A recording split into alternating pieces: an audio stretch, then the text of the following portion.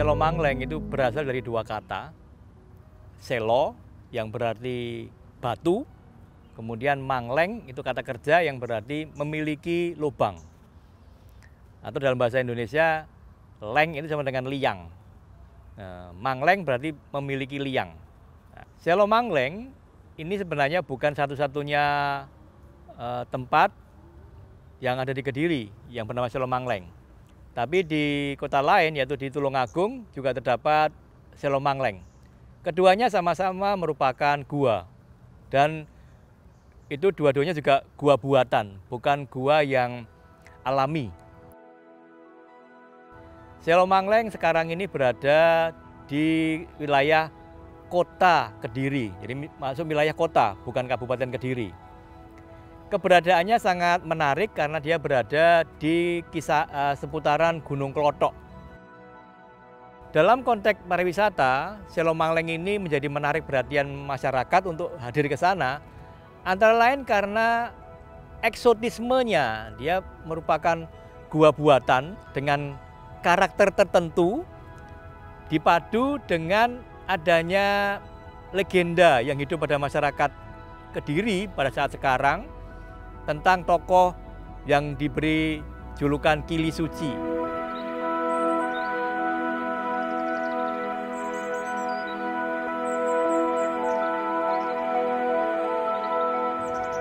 Kalau kita melihat penyebutan Kili Suci, ini sebenarnya bisa kita runut bahwa penggunaan kata kili itu sebenarnya berasosiasi pada pertapa wanita.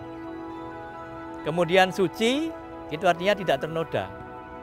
Seringkali ini dihubungkan bahwa sang pertapa yang disebut Kili Suci ini adalah pertapa wanita yang tetap perawan. Dan ini kita akan bisa bahas lebih lanjut dalam konteks Selo Mangleng sebagai cagar budaya.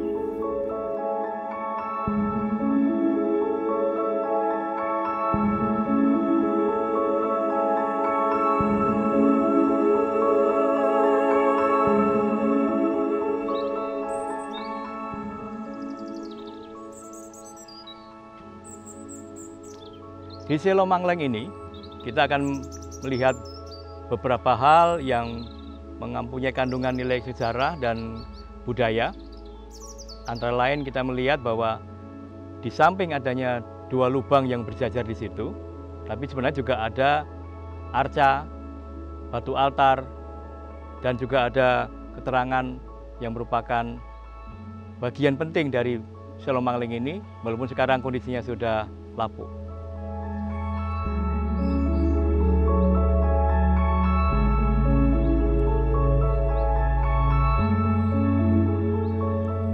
Di sini terdapat sebongkah batu altar yang terbelah menjadi dua, dan beruntung sekali karena pada bagian batu altar di depan saya ini masih ada bagian yang ternyata di bagian bawah ini yang seharusnya dia di atas, memiliki pahatan angka tahun yang dari sudut pandang paleografinya dan keterbacaan angkanya ternyata menunjukkan korelasi yang sangat positif. Angka tahun ini kalau dibaca adalah angka 1, 3, 5, dan 3 pada tarikh Saka. Dan ketika dikonversikan, maka akan ketemu angka tahun 1431 Masehi. Artinya, masuk pada periode abad 15, dan itu sangat cocok dengan paleografi atau gaya penulisan pada angka ini. Ini yang menyebabkan kita mendapatkan gambaran bahwa Gua Selomangling itu mempunyai masa pemakaian yang panjang. Setidaknya dari sejak dibuat sampai dengan pada periode abad ke-15 ini. Kurang lebih kurun waktunya mencapai hampir 3 abad.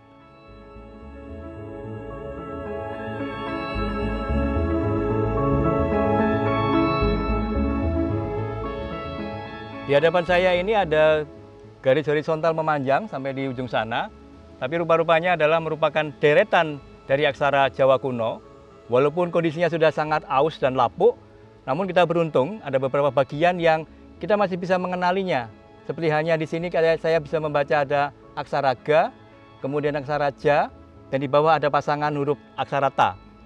Secara paleografis, ini bisa membantu kita untuk membuat pertanggalan bahwa Selomangling ini dengan aksara yang ada dimungkinkan berasal dari periode abad ke-12, artinya mempunyai masa pemakaian yang sama kalau dikaitkan dengan angka tahun yang terdapat pada altar yang ada di bawah sana, dari abad 15 Masehi.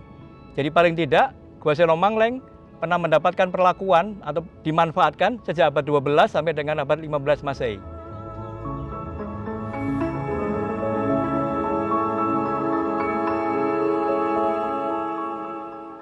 Di hadapan saya ini, pahatan yang jelas sekali menunjukkan tokoh Garuda, di mana kita melihat di sini bagian kepalanya dengan paruh yang menunjuk ke arah kiri.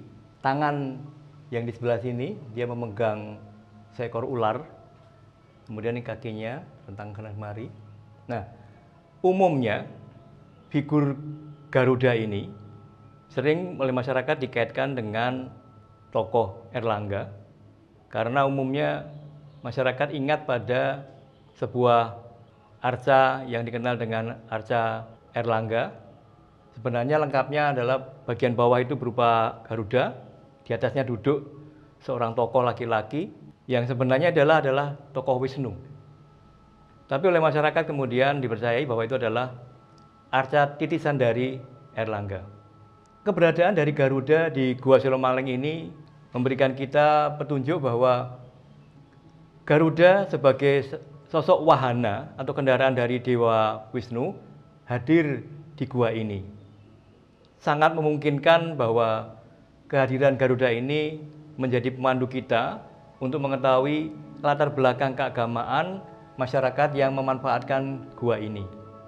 Andai kata bahwa Garuda ini memang benar yang digambarkan adalah merupakan wahana dari Dewa Wisnu, maka tentu saja masyarakat pengguna Gua Selomangling ini memahami betul tentang keberadaan Garuda sebagai wahana Dewa Wisnu. Pendek kata, latar belakang keagamaan masyarakat yang menggunakan Gua Selomangling ini diwarnai oleh ajaran Waisnawa. Gua Selomangling ini memiliki 4 buah ruangan, 2 ruangan yang agak terbuka dan 2 ruangan yang lebih tertutup, bahkan memiliki daun pintu di masa yang lampau. Satu di belakang saya ini ruangan yang istimewa karena juga di bagian atasnya terdapat pahatan kala. Di kanan kirinya juga terdapat hiasan medalion yang istimewa. Di bagian dalam itu ada ruangan yang cukup luas untuk melakukan kegiatan ritual di sana. Di depannya ada ruangan terbuka di mana terdapat bagian yang datar, orang bisa melakukan kegiatan samadhi di sini. Kemudian kita akan memasuki pintu penghubung ini untuk masuki ruangan yang selanjutnya. Dan satu ruangan lagi yang paling ujung itu kita akan naiki 5 tangga untuk naik ke dalam ruangan itu. Ini adalah ruangan yang tersedia di Gua Selomangling.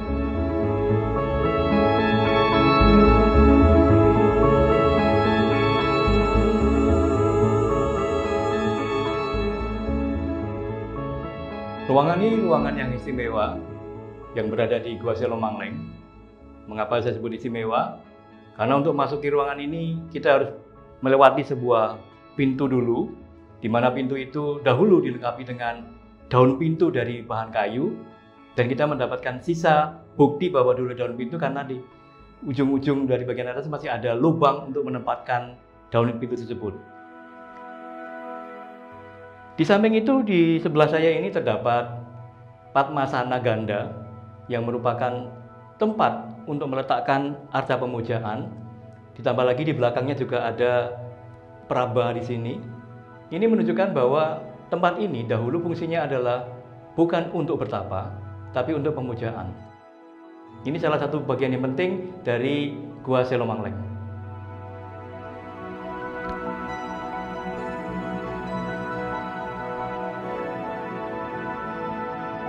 Di ruangan ini terdapat ruangan yang agak luas dengan objek pemujaan di bagian tengah, disertai dengan altar di bagian bawahnya.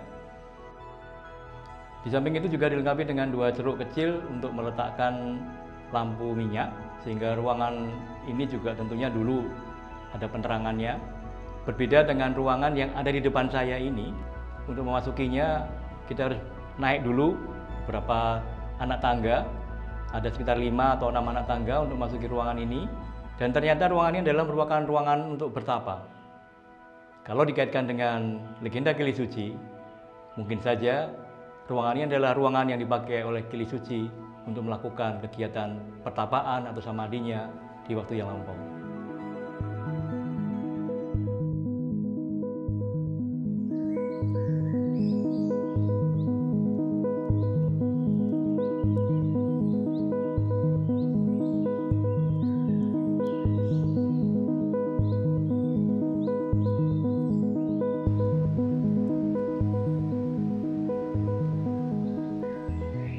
Gua Selo Mangleng sering dihubungkan dengan tokoh Kili Suci, suatu legenda yang sangat populer di kalangan masyarakat Jawa Timur, khususnya di wilayah Kediri, Tulungagung, bahkan sampai Jombang. Adapun hubungan secara historis atau sejarah, mengapa Kili Suci sering dikaitkan dengan keluarga dari Erlangga, sebenarnya ini berangkat dari dugaan-dugaan para ahli terdahulu yang mengkaitkan antara legenda yang berkembang di masyarakat dengan adanya suatu tanda tanya. Karena pada masa awal pemerintahan Erlangga, senantiasa ada seorang tokoh wanita, yaitu Sanggrama Wijaya Tunggadewi, yang senantiasa menerima perintah langsung dari Erlangga. Namun ternyata pada tahun-tahun berikutnya, orang yang menerima perintah dari Erlangga bukan lagi Sanggrama Wijaya, melainkan Samara Wijaya. Atas dasar perbedaan nama ini, beberapa tokoh yang memperhatikan sejarah kuno Indonesia pada waktu itu kemudian mengajukan apakah tidak mungkin legenda yang berkembang pada masyarakat Kediri dan sekitarnya itu menjadi salah satu jawaban bahwa anak dari Erlangga yang wanita akhirnya meninggalkan kehidupan gemerlap duniawi untuk menjadi pertapa. Dewi Kili Suci itu sebenarnya sosok yang sangat kontroversial selama ini, yang dalam sejarah pun sebenarnya orang hanya melihat di dalam percaya pada mitos mereka itu adalah Roro Kedi, begitu ya, dalam cerita rakyat Roro Kedi. Artinya kalau Kedi itu artinya orang yang tidak menstruasi dalam sehat, dan Kedi itu mungkin saya bisa membayangkan ini adalah suci, itu makanya Roro Suci, Kili Suci. Nah, di dalam beberapa sumber seperti tulisannya Stein Caleb Stein itu di tahun 1918 yang ditulis di dalam batu Tengaran, itu disebutkan, sebenarnya sudah disebutkan nama Kili Suci, tetapi di situ yang tidak merujuk pada siapa, tetapi di situ hanya menyebutkan bahwa Dewi Kili Suci ini ada hubungannya dengan Raja Erlangga, tetapi tidak disebutkan Sri Sanggrama Wijaya Tunggadewi. Sebenarnya begini, ini dimulai dari ketika Raja Erlangga mengalami istilahnya penyerangan ya, jadi pralaya begitu, dalam bahasa Hindu pralaya, dan dia harus pergi ke daerah Wonogiri begitu, daerah yang banyak hutan-hutan. Nah, di situ sebenarnya dia mengalami kekalahan. Ketika dia mengalami kekalahan itu, istrinya meninggal. Itu berdasarkan Babad Kadiri ya. Jadi berdasarkan Babad Kadiri yang ditulis oleh Ki Mabiatsuh itu. Nah, meskipun kita juga harus melacak juga apakah Babad Kadiri itu berdasarkan prasasti atau sumber yang sah. Tetapi di situ dijelaskan ketika dia mengalami kekalahan itu istrinya meninggal. Istri Airlangga yang namanya Sri Isana Dharmapatni, dia meninggal dan di situ dia tidak mendapatkan anak. Disitulah kemudian Airlangga merasa sedih dan kemudian karena pada waktu itu umurnya juga masih muda, maka kemudian dia mengambil salah satu istri dari kerabat di lingkungan tempat dia bersembunyi itu. Tidak diterangkan siapa istrinya, istri yang diambil itu, tetapi kemudian disitulah kemudian diduga di dalam prasasti yang yang ditulis di dalam prasasti Mungut itu menjadi ibu melahirkan anak Sri Sanggrama Wijaya Tunggadewi itu. Nah, ini yang dugaan saya kenapa kemudian Sri Sanggrama Wijaya Tunggadewi menolak untuk kemudian istilahnya ketika dia istilahnya diberikan kekuasaan oleh ayahnya. Jadi Rakyan Mahapati Ihinu Sri Sanggrama Wijaya Tunggadewi. Itu yang alasan yang mungkin bisa dimasukkan akal. Tetapi alasan yang kedua adalah ketika ada adiknya Samarawijaya ini Tunggadewa dan kemudian ada Mapanjigara Sikan, itu yang kemudian membuat alasan juga kenapa dia harus menyingkir ya, dan itu yang kemudian juga yang membuat sedih hati di situ di dalam prasasti prasasti baru, kalau tidak salah prasasti baru itu disebutkan bagaimana sebenarnya Airlangga itu merasa sedih atas keputusan dari Sri Sanggrama Wijaya. Dia sedih karena kenapa Sanggrama Wijaya itu bisa hanya ingin menjadi bertapa, bukan meneruskan pemerintahannya. Kemudian dia merasa sedih juga ketika Airlangga merasa sedih juga karena dia harus membagi kedua wilayahnya kepada dua adiknya ini. Jadi dan itu dianggap itu menyalahi sebuah adat begitu. Jadi kalau di dalam silsilah itu kan harusnya anak pertama itu yang menjadi istilahnya penguasa, tetapi itu justru diberikan kepada kedua adiknya begitu dan dia memilih untuk bertapa. Tetapi kalau kita mengacu pada teorinya Bukhari, yang seorang arkeolog dia mengatakan bahwa Sri Sanggrama Wijaya itu sebenarnya anak kandung dari Airlangga, bukan merupakan anak dari yang saya katakan tadi ketika perang kemudian menyingkir dari kerajaan, kemudian di situ dia menikah dengan orang luar, tidak, tetapi itu sebenarnya merupakan anak asli dari Airlangga, jadi anak keturunan asli.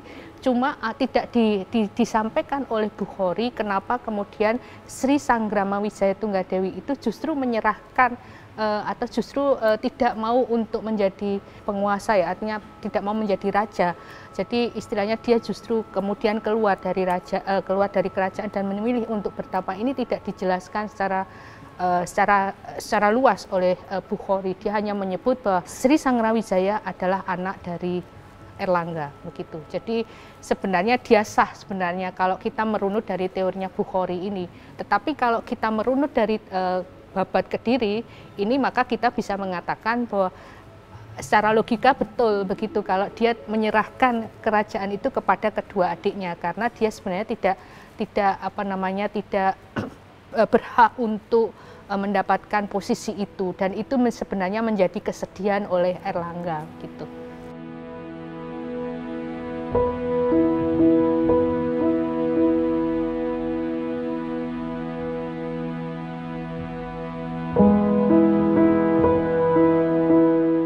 Para ahli kemudian berspekulasi bahwa hilangnya Sanggrama Wijaya dalam percaturan politik itu digantikan oleh Samarawijaya dikaitkan dengan legenda Kili Suci itu. Ini adalah persoalan yang sebenarnya dalam konteks sejarah ini menjadi malpraktek sebenarnya. Data sejarah dipaksa bertemu dengan legenda, di mana legenda sendiri memang mempunyai akar budaya pada masyarakat itu, tapi tidak mempunyai data dukung secara artefaktual maupun tekstual.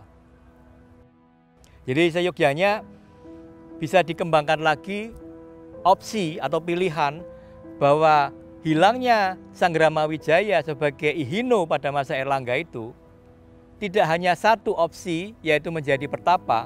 Apakah tidak mungkin karena dia juga mungkin dia memang tidak dipakai lagi oleh Erlangga, digantikan oleh Samarawijaya, atau bahkan karena dia meninggal.